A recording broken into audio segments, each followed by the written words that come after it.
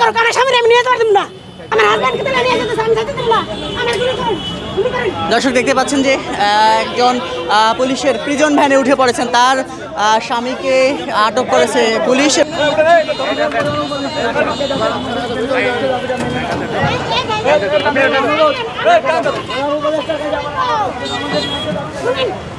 আমার হাজবেন্ড আমার কাছে একটা টাকা পয়সা কিছু নাই, আমি টাকা পয়সা দিয়ে যেতে পারবো, আমি কিভাবে যাবো?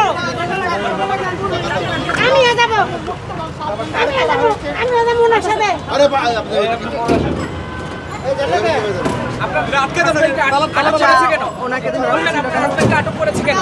কিছুই বলি, আমরা এখানে জাস্ট দাঁড়িয়ে রয়েছি, আমার হাজবেন্ডকে তুলে নিয়ে গেল। আমি আর তোমার বাবা বলছি, আমি একটা কথাও বলি নাই, আমি জাস্ট এখানে এসে রাস্তার পাশে দাঁড়াইছি, আমার হাজবেন্ডকে তুলে নিয়ে গেল বিনা কারণে। আমার গুলি করুক, আমার স্বামীর আমি নিয়ে যেতে পারতাম না, আমি কি কারণে নাইছে? আমি ফার্স্ট ক্লাস, সব class SSC inter honours semester আমি সবগুলোতে ফার্স্ট ক্লাস। আমার ভাই তো ভালো আসলো না কেন? আমার হাজবেন্ডকে তুলে নিয়ে যেতে আমি যেতে দিলাম না, আমার গুলি করুন। দর্শক দেখতে পাচ্ছেন যে একজন পুলিশের প্রিজন ভ্যানে উঠে পড়েছেন, তার স্বামীকে আটক করেছে পুলিশ এবং তিনি বলছেন যে তাকেও আটক করে নিয়ে যাওয়া হোক, তেমনটি কিন্তু তিনি বলছেন।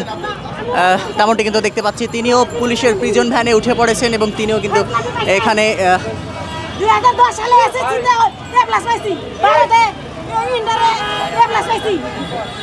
এখন ভাই বেঁচে পৌঁছতে এখানে এসে দাঁড়াইছি। আপনার মোবাইল নিয়ে একদম ধাক্কা দেব কিন্তু আমার মোবাইল কই মানে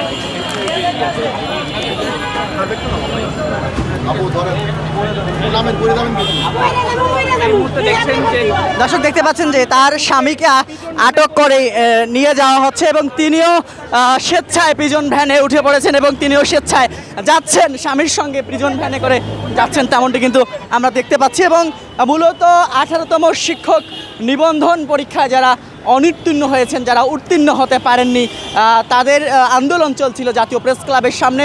বেশ কয়েকজন আন্দোলনকারীকে আটক করেছে আইন শৃঙ্খলা রক্ষাকারী বাহিনী এবং তাদেরকে ছত্রভঙ্গ করতে পুলিশের পক্ষ থেকে জলকামান নিক্ষেপ করা হয়েছিল এবং পরবর্তীতে তারা আবারও একত্রিত হয়ে এখানে এসে আন্দোলন করার জন্য একত্রিত হয় এবং পরবর্তীতে তাদের পুলিশ পরবর্তীতে বেশ কয়েকজনকে আটক করে, তেমনটি কিন্তু আমরা দেখতে পাই। এবং যেমনটি দেখাচ্ছিলাম একটু আগে, যেমনটি বলছিলাম যে